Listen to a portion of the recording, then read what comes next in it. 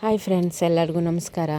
Friends, ಬೆಳಗ್ಗೆ tea ಜೊತೆಗೆ ನನ್ನ ಗಾರ್ಡನ್ ನೋಡೋದಕ್ಕೆ ಅಂತ ಬಂದಿದ್ದೀನಿ. ಯಾಕಂದರೆ ನಿನ್ನೆ ನಾನು ಒಂದು ಸ್ವಲ್ಪ ಗಿಡಗಳನ್ನು ರಿಪೋರ್ಟ್ ಮಾಡ್ಕೊಂಡಿದ್ದೆ. ಸಂಜೆಗೆ ನೈಟ್ ತುಂಬಾ ಮಳೆ ಬಂತು. ಹಾಗಾಗಿ ಒಂದು ಸರಿ ನೋಡೋಣ ಅಂತ ಹೇಳಿ ಬಂದಿದ್ದೆ. ಹಾಗೆ ನಾನು ಮಣ್ಣು ಕೂಡ ಹಾಗೆ ಬಿಟ್ಟು ಹೋಗಿದ್ದೆ. ನಿನ್ನೆ ಎತ್ತು ಹಾಕಿರಲಿಲ್ಲ. ನೋಡಬೇಕು ಏನಾಗಿದೆ ಅಂತ ಬಂದೆ. ಇನ್ನೂ ಸ್ವಲ್ಪ ಮಳೆ ಜಿಟಿ ಜಿಟಿ ಇದೆ ನೋಡಿ. ಮಳೆ ಬಂದರೆ ಗಿಡಗಳು ತುಂಬಾ ಖುಷಿಯಾಗುತ್ತೆ. ತುಂಬ ಚೆನ್ನಾಗಿ ಅನ್ನಿಸ್ತಾ ಇದೆ ಗಾರ್ಡನ್ನು. ಬನ್ನಿ ತೋರಿಸ್ತೀನಿ ನಿಮಗೆ. ನಿನ್ನೆ ನೋಡಿ ನನ್ನ ಮಗಳು ಆಟ ಆಡಿ ಇಲ್ಲೇ ಎಲ್ಲ ಹಾಗೆ ಇಟ್ಟಿದ್ದಾಳೆ. ನಾನು ಕೂಡ ಹಾಗೆ ಹೋದೆ ನೋಡಿ. ಕರಿಬೇವು ಗಿಡನ ನಾನು ರಿಪೋರ್ಟ್ ಮಾಡಿದ್ದು. ಈ ಗಿಡ ಗಾಳಿಗೆ ಬಿದ್ದೋಗಿದೆ. ಇದು ಚಂಪಾ ಗಿಡ. ಮಣ್ಣನ್ನು ನಾನು ಹೀಗೆ ಬಿಟ್ಟೋಗಿದ್ದೆ. ತುಂಬಾ ಹರಿದೋಗಿದೆ ಅಂತ ಅನಿಸುತ್ತೆ ಮಳೆಗೆ. ಯಾಕಂದರೆ ಮಳೆ ಸ್ವಲ್ಪ ಜೋರಾಗೇ ಇತ್ತು. ಮಣ್ಣೆಲ್ಲ ಹಸಿಯಾಗಿಬಿಟ್ಟಿದೆ.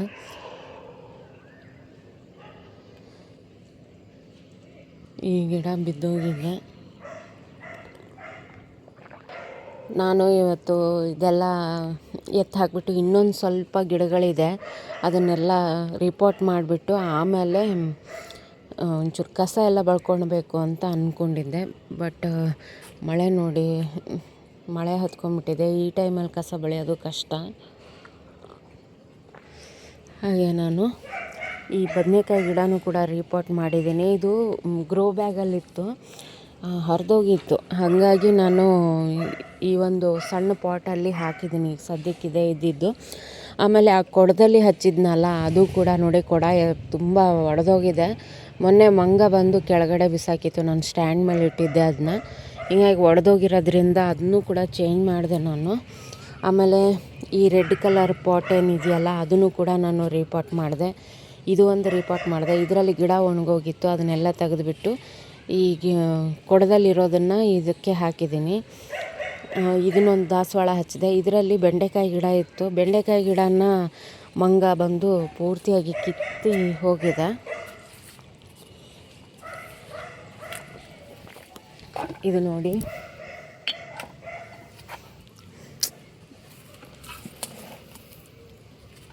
ನಾನು ಆ್ಯಕ್ಚುಲಿ ನಿನ್ನೆ ಇದನ್ನು ರಿಪೋರ್ಟ್ ಮಾಡಿ ಹೋಗಿದ್ದೆ.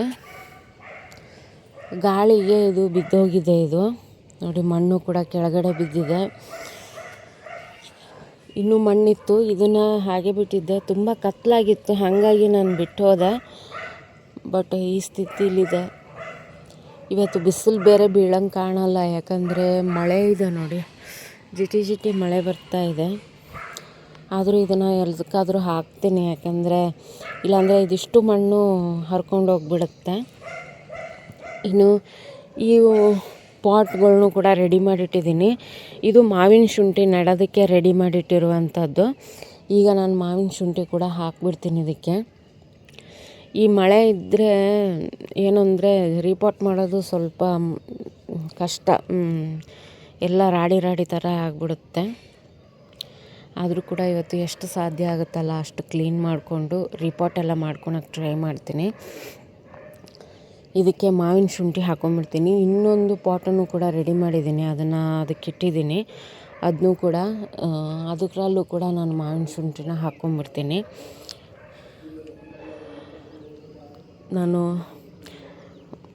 ಎತ್ತಿಡದೆ ಹೋಗಿ ತುಂಬ ದೊಡ್ಡ ತಪ್ಪು ಮಾಡಿದೆ ಅಂತ ಅನಿಸ್ತಾ ಇದೆ. ಯಾಕಂದರೆ ಇದು ಗೊಬ್ಬರ. ಇದು ಆ್ಯಕ್ಚುಲಿ ಪಾಟ್ ಕೆಳಗಡೆ ನಾನು ಕಿಚನ್ ವೇಸ್ಟೆಲ್ಲ ಹಾಕಿರ್ತೀನಲ್ಲ, ಆ ಥರದ್ದಿದು. ಇನ್ನೂ ಒಂದು ಸ್ವಲ್ಪ ಆಗಬೇಕು. ಆ ಥರದ್ದು ಮಣ್ಣನ್ನು ನಾನು ಇಲ್ಲಿ ಇಟ್ಟೋಗಿದ್ದೆ. ಮಳೆಗೆಲ್ಲ ಹರ್ಕೊಂಡೋಯ್ತು. ಇವತ್ತು ಮೊದಲು ಇದೆಲ್ಲ ಕಸನ ತಕ್ಕೊತೀನಿ ನಾನು. ಇದನ್ನ ಮತ್ತೆ ವಾಪಸ್ ರಿಪೋರ್ಟ್ ಸರಿಯಾಗಿ ಮಾಡಬೇಕು, ಬೀಳದೇ ಇರೋ ಥರ. ಸ್ವಲ್ಪ ದೊಡ್ಡ ಗಿಡ ಆಗೋದ್ರಿಂದ ಬೇಗ ಬೀಳುತ್ತೆ ಗಾಳಿಗೆ. ಇದೆಲ್ಲ ಎತ್ತಿಟ್ಕೊತೀನಿ. ಹಾಗೆ ಇದನ್ನು ಎಲ್ಲ ತೆಗೆದುಬಿಟ್ಟು ನಿಮಗೆ ನೆಕ್ಸ್ಟ್ ವಿಡಿಯೋದಲ್ಲಿ ನಾನು ಸಿಗ್ತೀನಿ. Bye friends.